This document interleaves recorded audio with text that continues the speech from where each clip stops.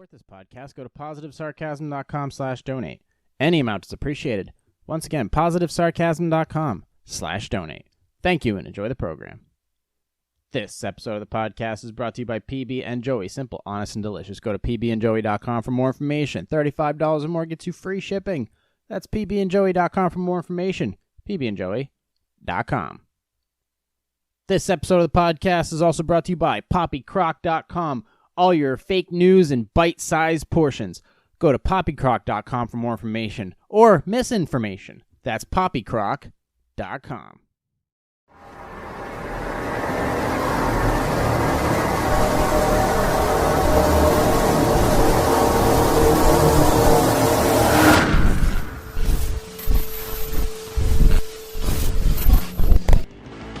Jay here, positivesarcasm.com, recording from the Spare Parts Studios. Anyways, yeah, my name's Jay. You can find me at positivesarcasm.com. You can find me on Instagram at positive_sarcasm. You can find me on TikTok at positivesarcasm. Or you can find me on facebook.com/POS sarcasm.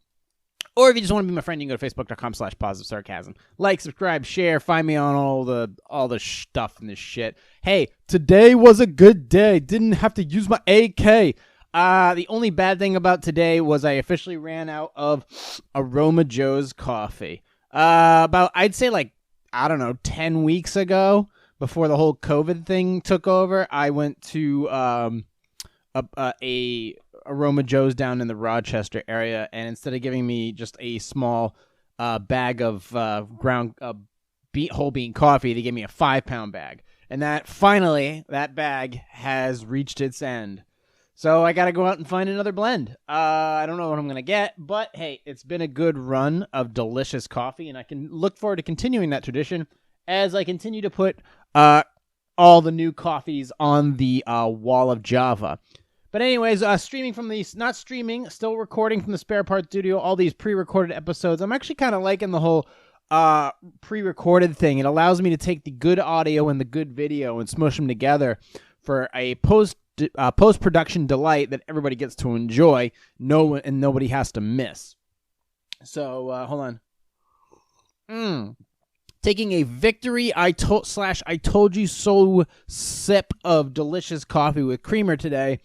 Because I've been saying, and I don't know how many of you have listened to me or not listened to me, but if you haven't been paying attention to the stock market, I told you it was a good time to buy. You didn't need a lot of money. You didn't need a lot of resources. You just needed a few seconds of your time and a few megabytes for an app. That's all you had to do. When the market crashed, you should have jumped. I told you. And I'm sure a lot of you didn't listen because you were too scared. Boo-hoo, fuckity-hoo. And the next thing you know, the market came roaring back. And that's what the market does. It goes up, it goes down, it goes up, it goes down. And this one you could have easily spotted. If you had a few extra bucks kicking around. Nobody had an excuse on this one. No one. Okay? It may have taken a few weeks longer for the groundhog to not see his shadow and come out when it comes to the stock market. But when it comes to making money, I told you so today. I told you so in so many different ways, in so many different stocks.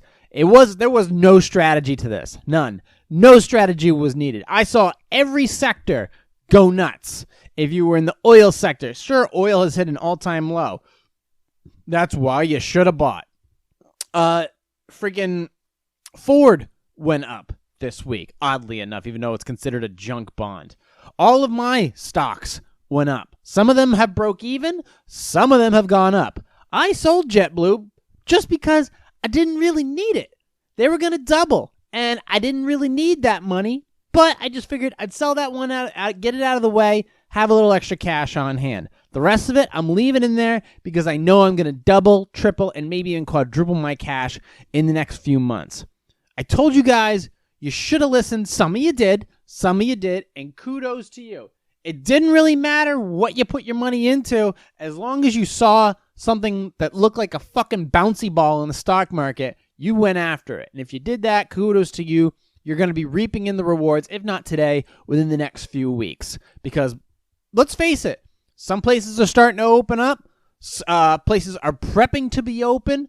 And the pharmaceutical and the biotech division is going insane trying to curb this nightmare.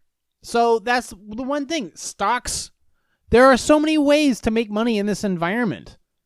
And I'm telling you guys, I'm not going to tell you what exactly. Well, okay, here's what you should do. You should go either download the Robinhood app, which I have a link for, or you can go and use the E-Trade app. There's an E-Trade app there as well. Or if you have a broker, go ahead and put in some orders.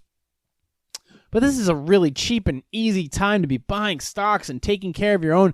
First of all, for those of you who are getting screwed over and having to file for unemployment, well, good news for you. If you happen to have a 401a or a 403b or a 401k through your work, then you got kicked to the curb. Well, awesome. Your short-term solutions of filing for unemployment is covered and then some by the government. And number two, you can pull your 401k, which is a fucking waste of time and money. You can't touch that till you're 65 years old. You're better off just taking the penalty and just putting it into something else. Now is the time, especially now. Here's one thing that's driving me nuts is as everything, some companies are falling apart. Like I knew that some companies were not going to survive this. Some companies were just going to die off. A couple banks were going to go belly up. A couple retails were going to disappear. Like friggin' Hertz is apparently going to prep itself for bankruptcy. We don't know what's going to happen to them. And then there are other companies that are going to get snatched up by bigger corporations. And that's my biggest fear is when shit like this happens, some acquisitions get overlooked. The next thing you know, that big company out there that nobody likes just got a little bit bigger and gained a little more control and has a little more input in your daily life and what you say and what you do and how much you pay. And when they have too much control, that's a monopoly. But here's the thing. We've got a ton of them right now.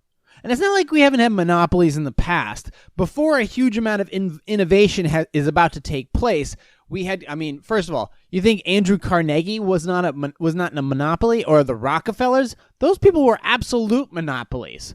And they went away. Just like Amazon right now is a huge monopoly in the market. Comcast is a huge monopoly on certain sectors of the market.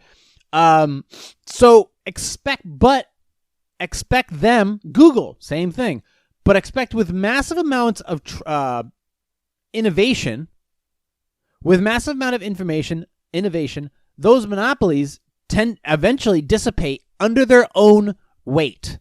That's just how life works. So unless they suppress the market, which is kind of hard to do, now, then they eventually are going to be fighting other companies because innovation it's like a crack when an earthquake happens. Sometimes lava pushes its way through and a volcano of innovation decimates the whole market. And generally, that innovation comes after a severe amount of trauma in the world. So you had World War I, innovation came after that. World War II, innovation came after that. The Gulf War, innovation came after that. The Cold War, the nuclear race, innovation came after that. That's how this shit works. And through this innovation, new competition arises.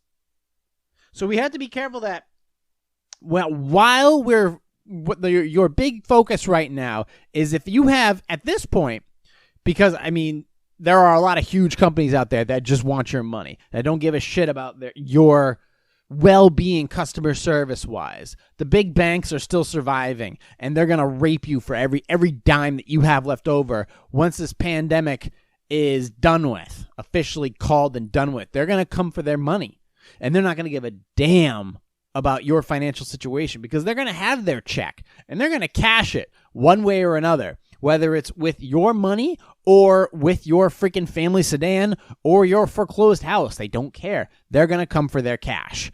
And you have to make sure that when this thing's all over and done with, you don't owe anyone a goddamn thing. You don't owe any bank. You don't owe any mortgage lender. You don't owe anyone. You don't owe, like, your stepsister anything.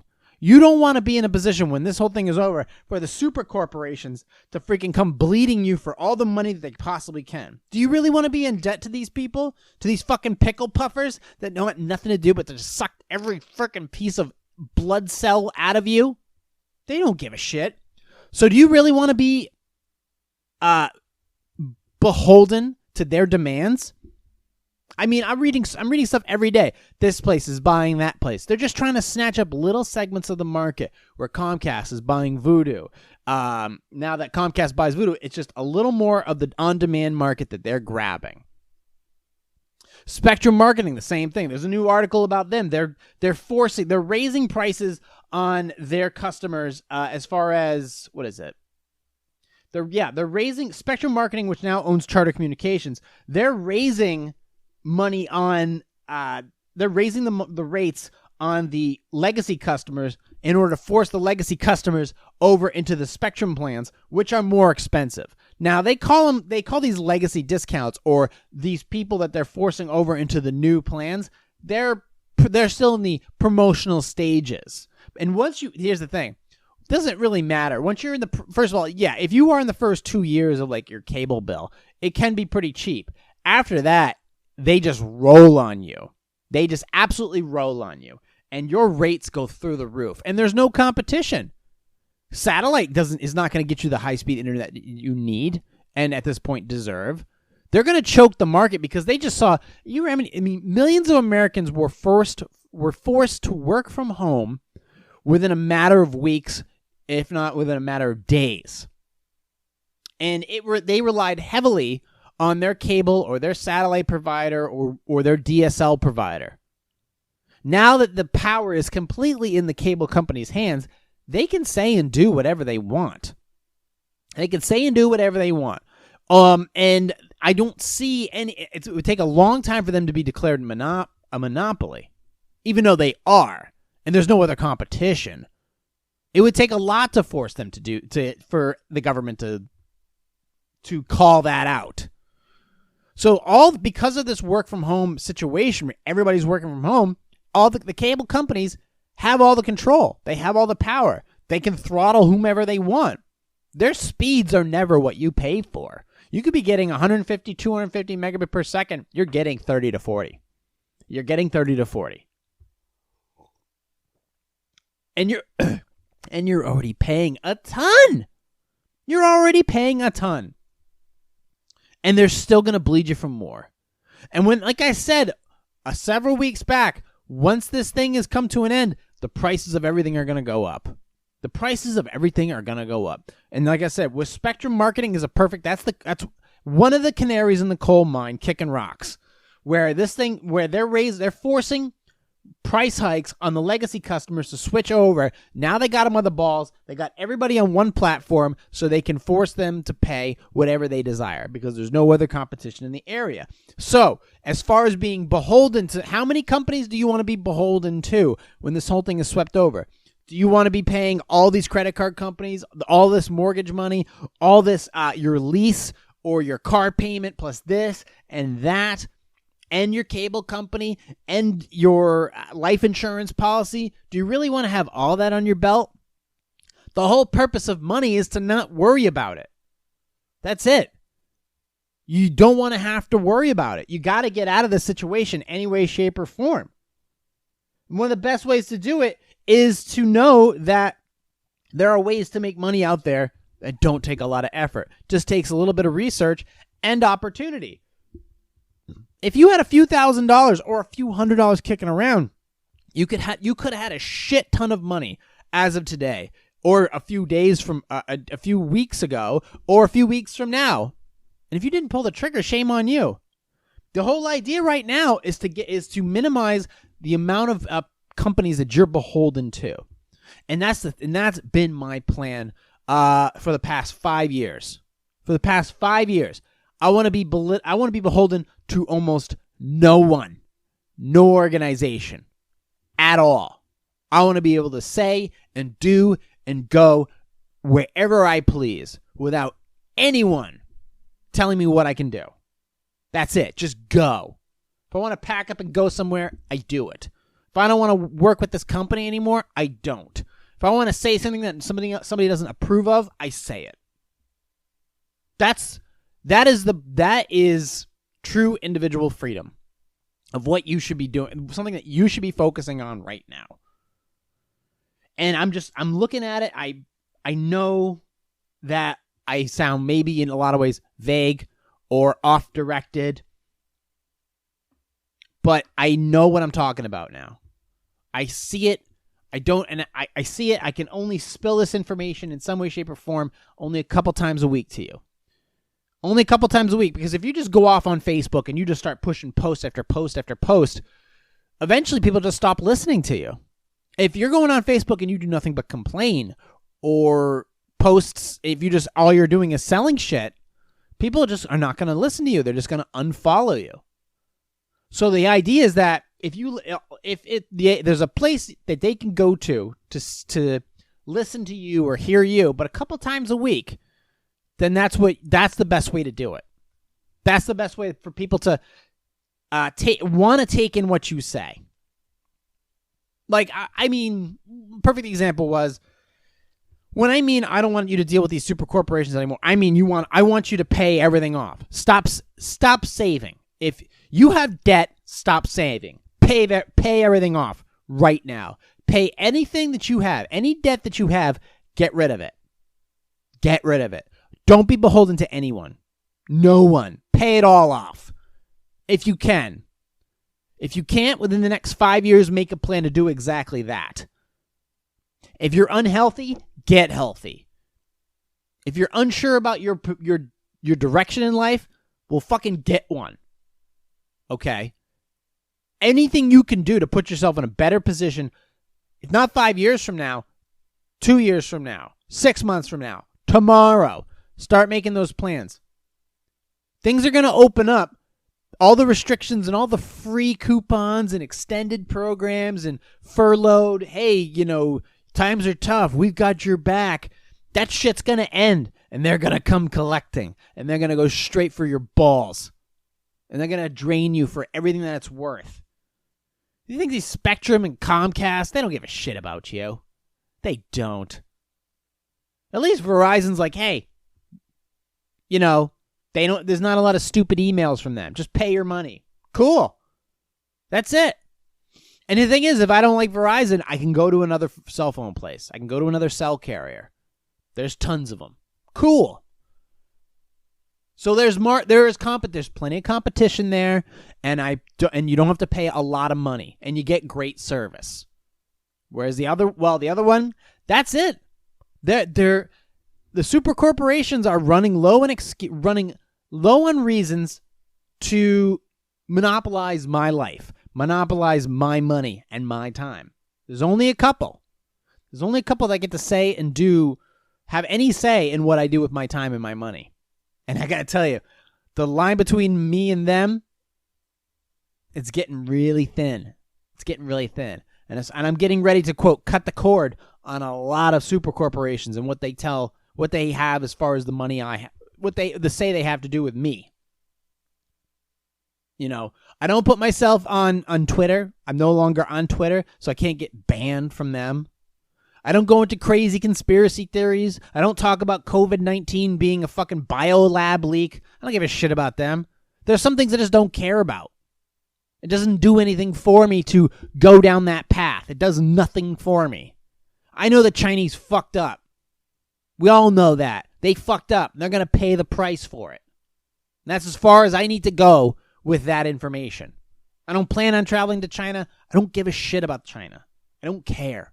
I give as much shit about China as I do Oklahoma. I don't fucking care. I don't plan on going there. And that's the end of it. And quite frankly, I don't plan on, either when it comes to Oklahoma or China, I don't plan on eating the local fare there either. So it doesn't matter to me in any capacity. As far as and there's so many, I don't remember the last time I actually read an article on Dig. Except for today. Today's going to be the first one where I actually read one on Dig, where I'm seeing a lot of these iconic brands that are disappearing.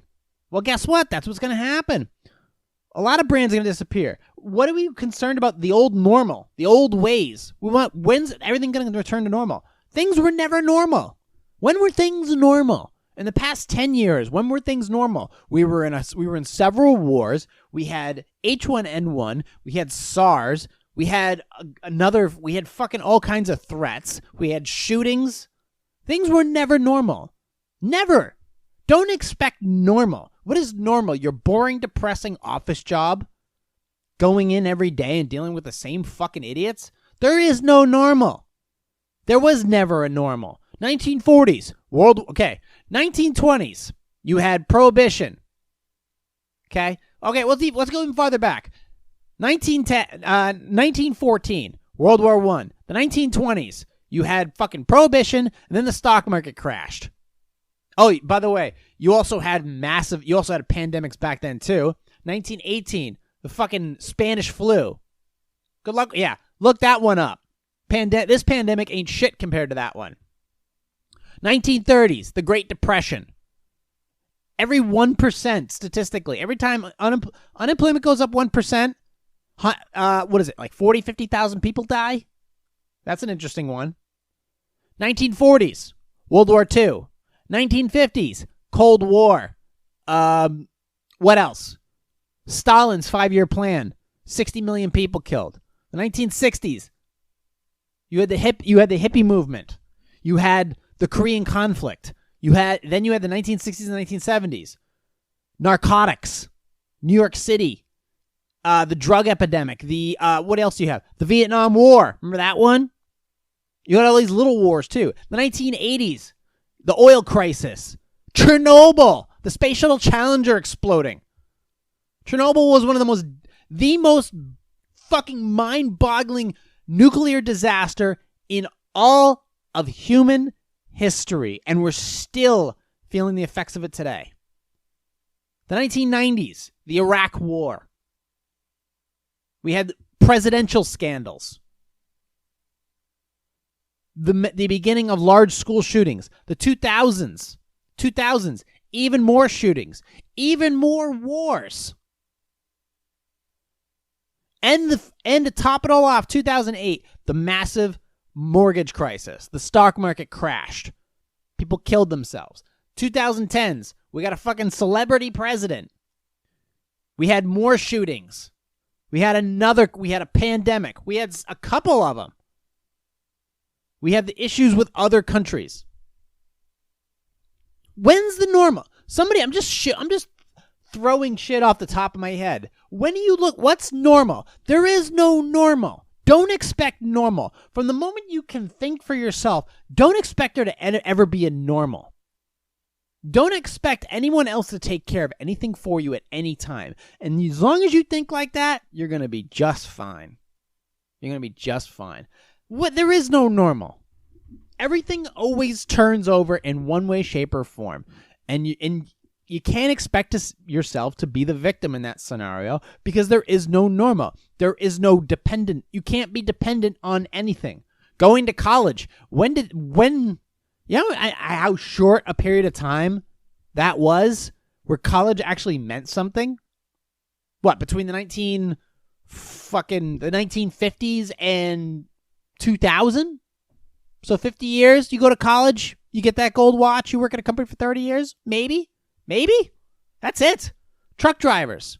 How long did that last? 60 years? Truck drivers are probably going to last for another 30, 40 years. They'll still be here. That's going to go away. Nothing lasts forever. Everything changes over. Granted, there are a couple decades where things seem like status quo, but everything changes. Everything changes. You can't expect there to be normals. Most records get broken. Humans evolve. We get better. Well, some do. Sometimes I read stuff and I question that very thing. But don't expect there to ever be a normal in life where you can just kind of float along life's path. Doesn't work like that. At least not in my eyes. Because I'm not one of those people that was born to live life. I was born to capture it and present it to you in a certain way. So I'm always looking for, like a bank thief, I'm always looking for angles of approach. So for me, it's all about presentation and creating new angles and new concepts. So I'm never looking for status quo, normal. I want to present the client with something amazing right off the bat from the very beginning and wow them as the first chance I get. And I don't see myself as always having plenty of time for a project. For me, it needs to be done this week.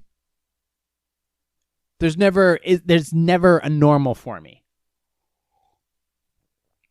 If I don't get up before the sun rises, something's wrong. And that can change.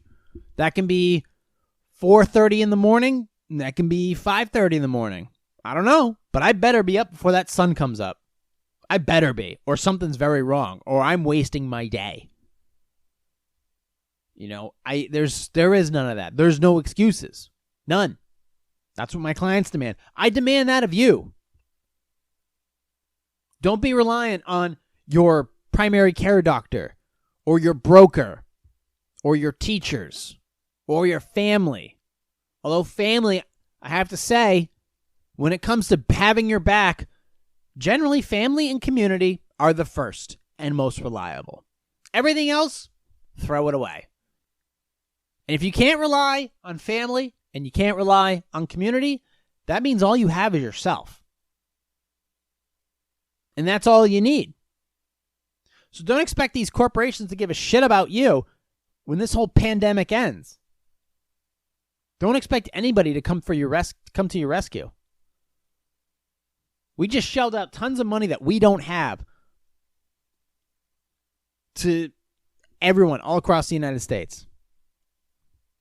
And that, for a lot of people, that wasn't even a drop in the bucket. It was nothing. It was just delaying the inevitable. Do you want to be in that position? Do you really want to be in that position? I've been in that position where you go to swipe your credit card, and it gets denied at the grocery store. I don't ever want to be in that position again. Ever. I'm enjoying everything that I have right now. I have a plan B and I have a plan C. I might even have a plan D now that I look at it. I could always be a prostitute if I thought about it really hard enough. Hard. But things are going to change. They're never going to stay the same. Some of your favorite stores are going to disappear. Some of your friends are going to have to pack up and leave because they can't afford their current situation. There are people that bought brand new cars and brand new homes and did all kinds of crazy shit right before this shit started. There were companies and stores that opened up new locations and bought other companies and had huge plans. This whole thing hit. Changed it all. You got to be ready for life to punch you in the face. You got to be ready for that small boat on the waves of the ocean, and then a rogue motherfucker just comes and knocks you right off. You got to be ready for that shit. You got to be ready to pivot at a moment's notice. Usually I save these sermons for like Sunday, but I gotta tell you, today I was just watching the market and I just shook my head and I go, how many people didn't take what I said seriously? Seriously. Just fucking telling you. I said buy. I said just pick a spot on the map and buy it. Some of you did. Some of you did that. And you were going to make a lot of money off of that. You literally, is it all about money? Yeah, in a way. The idea is to not have to worry about it. Some of y'all are worried about, I don't know, some of you getting married. You had to postpone your date. You had to redo it. Hey, shit happens. Just reset. Just reset. You're still going to get married. You still love each other, right? All right. What's a little flu going to fucking wreck your wedding? No big deal. You get a new one. You can just set a new date. You prepare. You plan ahead. Some of you did that. Great. No worries. There's still plenty of ways to make money in this environment. There's still plenty of things to do. There's still plenty of places to go. And this would be a great time to learn how to cook and not make some fucking stupid cappuccino milk frothy coffee thingy that you saw on Instagram and was full of sugar. No, I make real food. Make real food. Learn how to be more self-sufficient and more appreciative of the stuff that you eat. And when you make it yourself, you're going to feel a lot better. You're going to feel a lot better. Now, everything that you do for yourself, you feel more proud. Your chest puffs out a little bit. You kind of realize, oh, that's right. I don't need to order out every night or every week or every month. I don't have to do any of that. I can do it all myself. It's a confidence builder. It's a confidence builder. It's a great lesson in knowing that before Grubhub and Postmates and fucking Amazon Prime Super Uber delivery, don't even get off your couch. We'll put it right on your lap for you. Before all that, we were okay with waiting 5 to 7 days for a package to come in the mail. We were perfectly fine with making our own pizza, teaching our kids how to make our own pizza, walking our own fucking dogs, not waiting for the Uber to pick us up. We were willing to walk 3 or 4 blocks to go pick up a couple bags of groceries, or drive somewhere or learn a stick shift because we couldn't get an automatic, but all they had left was a stick shift. So we learned to drive a manual car. Ride your fucking bike. I'm trying to get something across here as far as there is no normal. That little bit of that challenge is what you need. You don't need a return to normalcy. You need a challenge. You need a kick in the ass. Don't be worried. Before this whole pandemic hit, everybody was so concerned about their identity, who they are. You should be more concerned with, after this all's over, what you got left. Remember that. Before this all started, everyone was all concerned with their identity, who they are. After this is all over, they should be more concerned with what they got left. There. Wanted to put that. Make sure you heard me, so I said it a second time. Your identity don't mean shit when you got no money in the bank, no fucking job, and no purpose in life. Nobody's going to care about you. Everybody went from complaining on Twitter. Who's complaining now? Who's complaining now? What do you got to complain about? This flu ain't racist. This situation is hitting everyone. And for those who had nothing, more will be taken. And I'm perfectly fine. Because I put myself in a position to succeed. And when the shit hit the fan, I grinded it out, and I'm good now. I still got some battles to take care of, but man, it feels good to have money in my pocket, money in the bank, money in the market, and surrounded by all kinds of cool shit. And I'm still working out. Still working out 5-6 times a week. Getting cardio in more than usual, oddly enough. That's kind of weird. Pulled back on my coffee intake because I think I was getting a little aggressive there for a while. I feel good. I feel fucking good. I could use a haircut. Definitely use a haircut. I'm thinking about getting one of them wall shavers, just kind of, handle it. Going 12 monkeys on you.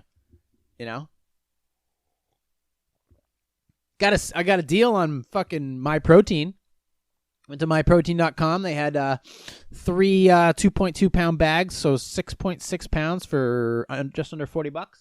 I got chocolate brownie stars and stripes, isolate, not the fatty shit, the isolate, which is the good protein. I figured, since I'm trying to continue to slim down, Shred City for the summer, I was like, I needed something, I wanted some protein in the house, a quick, something that. Great thing about protein is it fills out your stomach so that you're not as you're kind of full, and it hits the sweet tooth at the same time. So I got a little coconut milk and a dash of heavy cream. Put that scoop of protein in there. Good to go. Feel good. Delicious. Not craving chocolate. Awesome. And then for the money, great supplementation. And I'm still eating real food, but not touching any carbs, not really touching any sugars. But I figured that was a good investment in my health. I don't generally like buying supplements because I really don't need, vitamins are different. But I mean like pre-workout, BCAAs and CLAs and all this other shit. But for your health and wellness, I think it's great. It keeps me from eating everything in the cupboards. And it's perfect. It was a great investment. And like I said, you focus on your health, I focus on mine too. And I want to set the example for all of y'all for the summer and for just in general. It's a great deal. It was a great deal. And like I said, I was perfectly okay. Well, sort of. I got a little angry because FedEx is horrible. Fucking Jesus Christ. Land the plane. Drop my protein. They literally fly over my house on Friday. They could have literally thrown the fucking bags of protein out the plane and it would have landed in my backyard. Instead, I had to wait till like Monday or Tuesday. Talk about first world problems. I'm like, there it is. Just throw the bags out the window. I'll catch them. You can literally just pour the protein out of the fucking plane. It will land right in my mouth. Had to wait a whole 3 days. Son of a bitch. Even though I ordered it on like a Tuesday. Everybody's running around with masks still on. Good luck to you on that one. Good luck to you. All I know is I got cash everywhere. I got a full tank of gas in my V8 convertible. I don't give a shit. I do not care. I got so many things to look forward to. My clients love the work that I'm doing for them. And quite frankly, you know, I can come on here, not in a bad mood. I can talk shit about any company I want and not give a damn about the repercussions. Because I know if they come after me, I'm going to fucking bark even louder. And it's only going to hurt them to do so. So when I talk shit about these companies, you know, they better respond in a positive manner. And there are some companies that can get away with at this point continuing to be the pricks that they are. Some of them can't because they don't have a monopoly on the market. And there's too many choices out there. So if they're a dick to the customers or to their clients, those clients can go somewhere else. Now is not a time, especially with a lot of companies missing expectations, getting crushed in the first quarter as far as earnings go. And eventually, the innovation will lead to the demise of a lot of these cable companies. Spectrum, Cox, Comcast. It will kill some of them. Kid you not. I mean, IBM. IBM's big. They were big back in the 80s and 90s too. Guess what? Microsoft and Apple showed up and fucking destroyed them. IBM had to switch to client enterprise software services.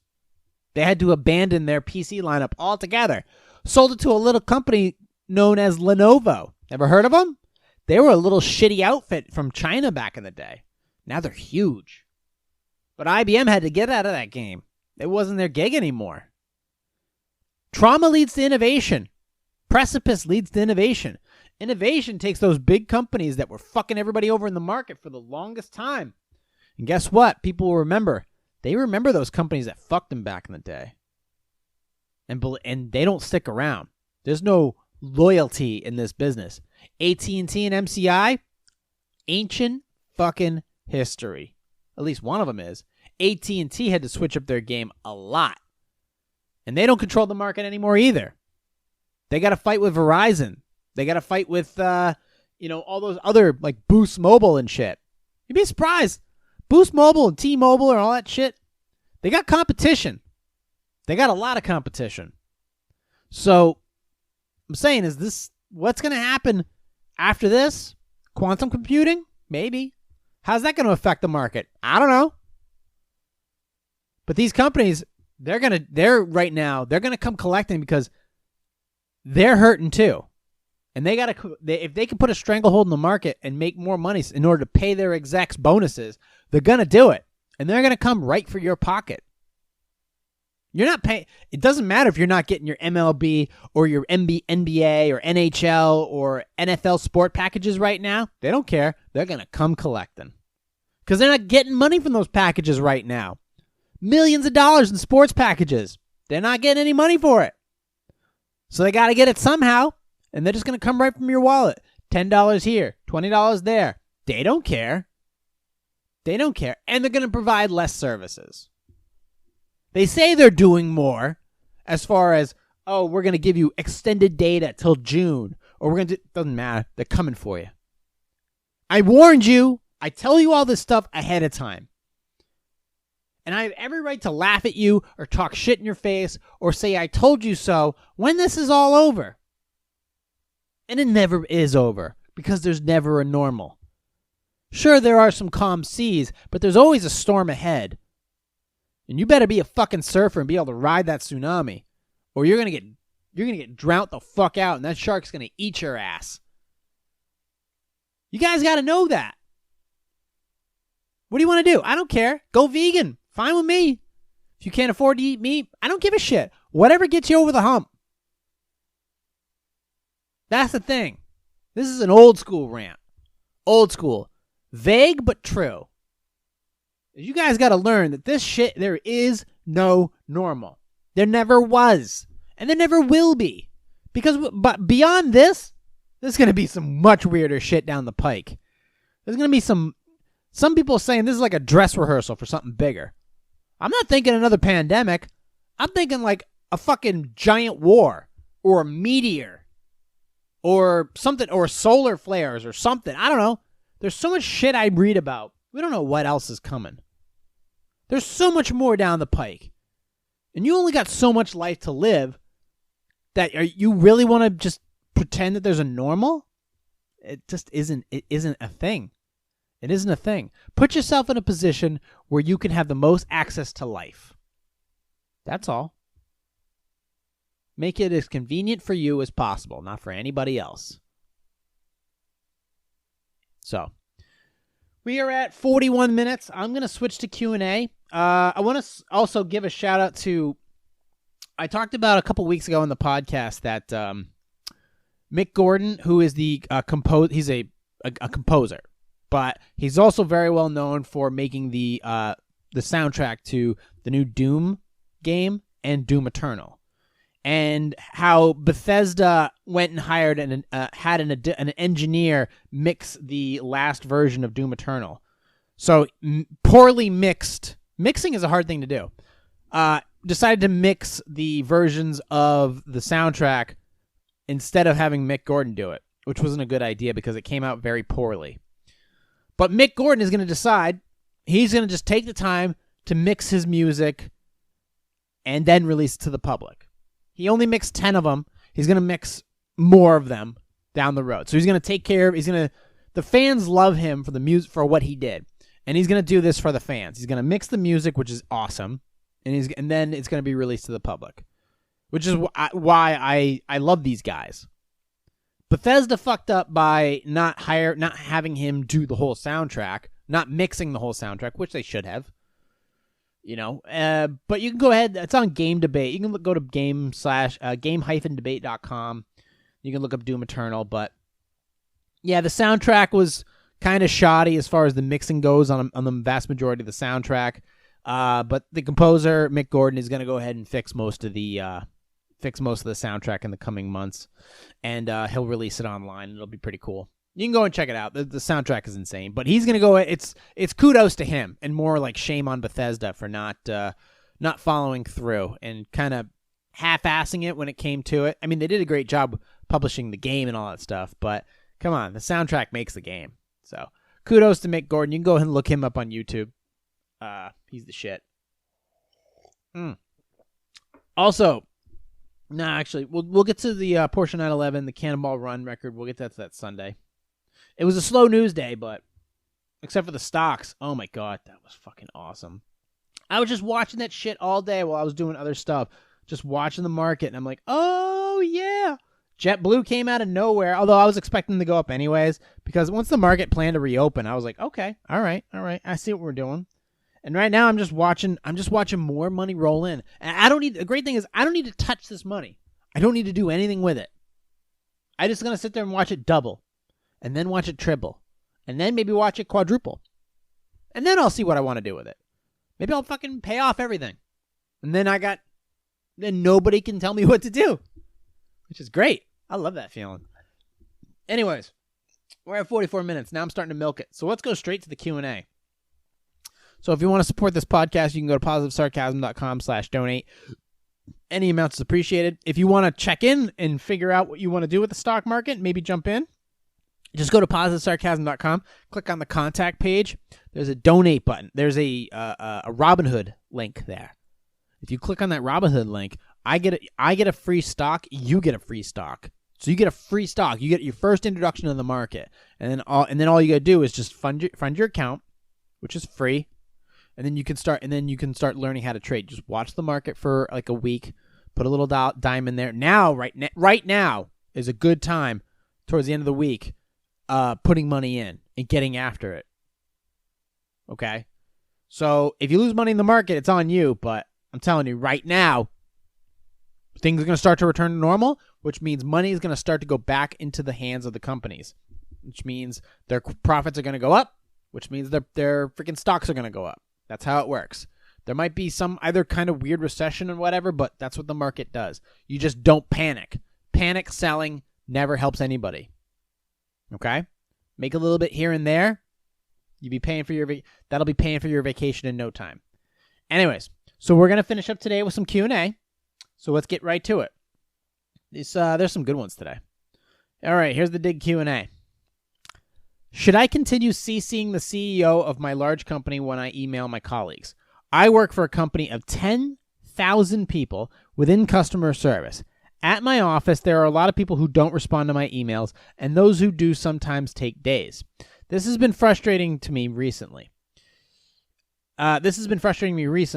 If I need a certain document, etc., I have to practically chase down the person to get it.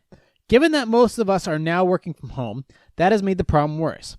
I decided to start including the chairman/CEO of our company on all emails to coworkers who either never respond or are very slow.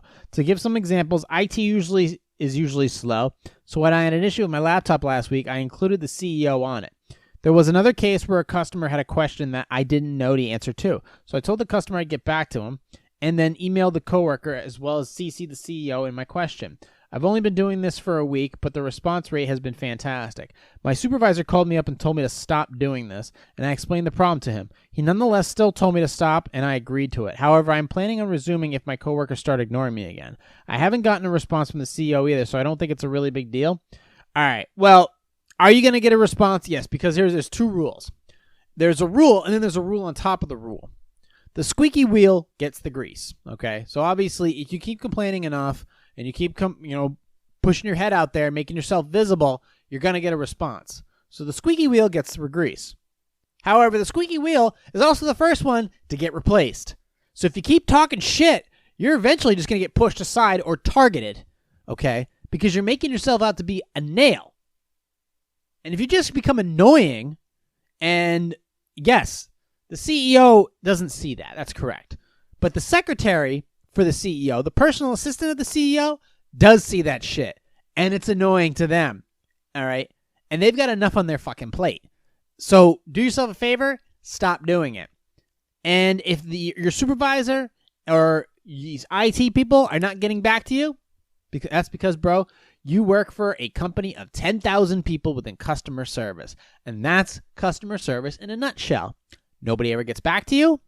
Nobody's ever going to do anything for you. So what the fuck are you doing? And why do you care? And like I said, you should take pride in your work. Only if you work for yourself or if you're high up at a company. Not in this, or if you work for a really small business. Okay. But you work for 10,000, you work within 10,000 people, you really think you're going to change anything? You think those little differences that you make in people's lives, guess what? You really think you're king fucking hero? That's not how this works. Do yourself a favor. Stop making yourself visible, because then you're just going to make yourself expendable. And then you're not going to be around to fix these people's problems. That's what you really are to begin with. So stop doing it. Don't make yourself begrudgingly, out of spite, I'm going to include the CEO. That's a fucking idiot move.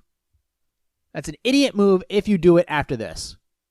You're going to get talked to, because by doing that, you're going over a supervisor's head, you're going over a manager's head, you're going over directors' heads, you're going over executives' heads by doing that. And by making them out to seem like they have no control, they're all going to look at you, and they're all going to come for you, and they can fuck you out of a job in so many ways that you can't even imagine.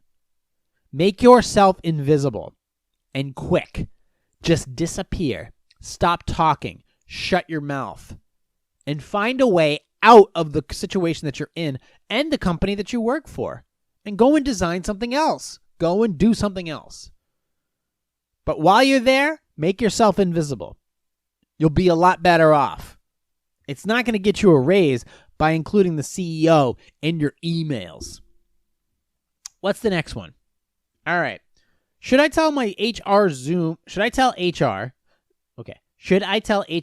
sent me a chat transcript where my coworkers made fun of my weight. I recently hosted a Zoom call for my work team. At the end of the call, I was sent the transcript for the meeting's group chat, as it contained some important notes. I was also accidentally sent the transcript for a private chat between my coworkers Lisa and Natalie. I thought we were on good terms. We've grabbed drinks outside of work and exchanged holiday cards last year. But during that brief chat, Lisa told Natalie it looked like I'd eaten all of my quarantine food already. She'd added that if she ever weighed as much as I did, she'd kill herself. Natalie replied with laughing emojis. While I'm not sensitive about my weight, these comments gutted me. I feel humiliated and wish I'd never seen them. I'd subsequently had a brief enjoy your weekend message from Natalie. I don't think either of them realizes I saw their chat transcript. I'm hesitant to contact HR because A, I dreaded other people seeing the transcript, and B, I hate conflict and disruption, and C, I don't want Lisa and Natalie to lose their jobs. But I don't know how to move forward without addressing this issue. Should I go to HR? No, absolutely not. You understand, once you go to HR, it's no longer in your control. It's no longer in your hands. You're causing way more trouble for yourself than you realize. Don't go to HR, because once you go to HR, they are obligated to act. They follow the protocol, and then that's it. And yes, people will lose their jobs. The easiest way to solve this problem is lose the fucking weight. Solve the problem yourself, because if you are the problem, then fix it. Yeah, and maybe am I fat shaming you? Well, apparently Natalie and Lisa are. And what do you think what are you gonna do? Blame Zoom? Stop using Zoom, stupid. Use fucking WebEx or something else. Something that hasn't had privacy concerns. What are you, out of your mind? No, don't blame Lisa and Natalie for you being fat. That's your own problem. That's your own problem. Don't go to HR. Once you go to HR, this whole thing turns into a giant mushroom cloud. And when the dust settles, people aren't there. You never go to HR. You never go to HR unless you plan on leaving that company in the next couple of years. You don't go to HR. It's not worth it. And yeah, maybe it is Zoom's problem that they sent you that. But, you shouldn't. People make fun of you all the time. People make fun of me all the time. You think I give a fuck? Not really. I'm in a perfect position here where I have my own stuff and I can do whatever I want. People want to make fun of me, go ahead. Just roll with the punches. Yeah, definitely don't go to HR in this one. You don't know what kind of Pandora's box you're going to open on that. Here's the next one. Was I wrong for telling my boyfriend I wish he'd wear clothes in front of his family? My boyfriend is 22, and ever since I have known him, he has been very comfortable being naked or semi-naked in front of his family, which consists of his older sister and his mother. We have been dating for 2 years, and I live with my parents. A while back, I pointed out how odd it was he was comfortable being buck nude in front of his family.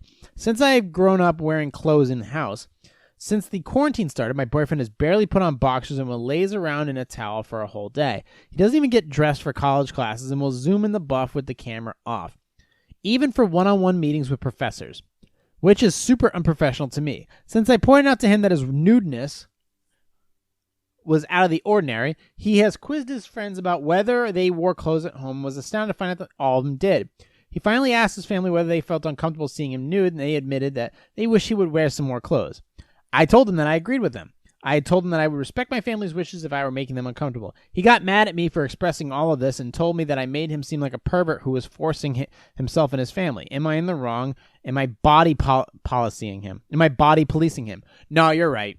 You're right. Your boyfriend is being lazy and not taking that extra step. And who walks around naked in front of their family? Ooh, that is fucking creepy. You don't want to be walking around in front of your sister with your balls hanging out. Come on, what's the matter with you? I know there are some weird family traits where you hear about that shit, and I told the story about I had a friend back in first grade whose dad walked around naked in front of us, and that shit's for young cats, dude. You don't want to be doing that stuff for the long term. If you are going to be having professional, you don't want to have like an issue where you're with one of your professors, as he states, and the next thing you know, the camera's accidentally on for some reason, and your nuts are freaking tapping against the computer screen.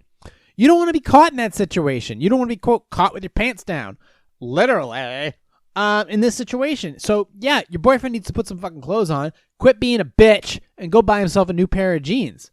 So, if you want to help him out with this situation and go clothes shopping with him, great. That would be a great girlfriend. Good on you. But your boyfriend's 22. Not surprising. He's completely fucking, discombobulated. But yeah, he's got to put himself together. If he wants to be professional in this world, he's got to be able to move on a dime. And you can't move out into the world when you're buck ass naked. So my advice to you is make him wear clothes. You're not in the wrong in this situation. And yeah, I don't know what he looks like, but I'm assuming he's not the best looking dude with no clothes on. So yeah, no, you're not wrong. I completely support you in this position to have your boyfriend wear clothes for the most of the time. All right, let's keep going. Was it unreasonable to expect our friend to comfort us when she had COVID-19 symptoms? My wife and I have been friends with Sandy and Keith for years. We truly consider them to be family. A few weeks ago, my wife and I had a miscarriage, which deeply impacted my faith. My wife was upset and confused by my reaction and wanted to talk with our closest friends about it. Sandy and Keith said they would come to their house to meet with them. When we were getting ready to leave, they called and said that Sandy wouldn't be able to talk because she wasn't feeling well. She had flu symptoms and was worried she might have COVID-19. My wife really wanted Sandy's guidance. We reiterated how important our issue was. We understood that Sandy was sick, but we were willing to get ourselves sick in order to talk with them both. Sandy wouldn't budge, and we ended up seeking out help elsewhere. Over the course of the following week, my wife texted Sandy that we were offended. Oh, here comes the texting thing again. That's rule number 1 that she broke, that she was not willing to meet with us. Sandy insisted that she felt burnt out by the help she gave to others, in addition to being sick. We felt that the deep need we had should have override her other concerns. Are we unreasonable to expect Sandy to meet with us during our personal emergency? Should we expect family to be there when we are experiencing personal crisis? All right, you are being 100% selfish. This seems ultra needy. Yeah, you had a miscarriage. Miscarriages aren't cool. They do happen, and they fuck with chicks a lot. However, when people feel uncomfortable about coming to see other people when they possibly have a hard-hitting case of the COVID, guess what? Your miscarriage ain't shit. So you have to understand that she's burnt out and sick and needs to focus on her own personal health and well-being before she comes to aid you. It's your responsibility to figure out your own shit, and eventually they will come to your aid. They can talk to you over the phone. And this whole texting shit. Once again, texting Sandy that we were offended. Fuck you. Fuck you and your faith. You don't text people to say that you're offended. You can go fuck yourself. But I am sorry about the miscarriage. But maybe you should have had one. So I don't feel too bad. All right, moving on to the last one for the day. Should I tell my wife I have never been attracted to her? I was raised in a religious home and didn't lose my virginity until the embarrassing age of 26. Don't be embarrassed, man. Some late bloomers. I was told by the church to save it for marriage, and I was a virgin until I met the woman who would become my wife at a party. I said to hell with it. We had a one-night stand, and we've been together now for over 8 years.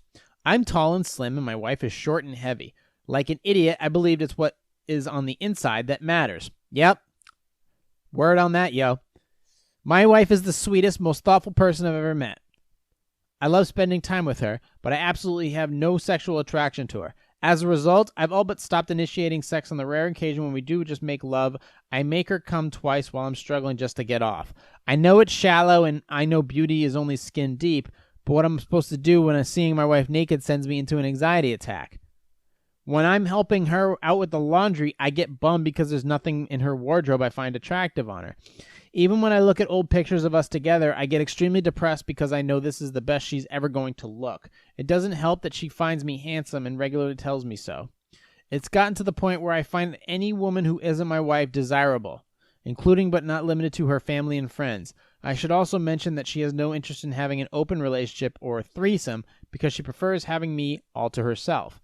I don't want to ask her to change because she's perfectly happy with herself, but I'm becoming increasingly resentful. What do I do? How do I tell her? Is there any way I can come out of this the good husband? Well, here's the thing.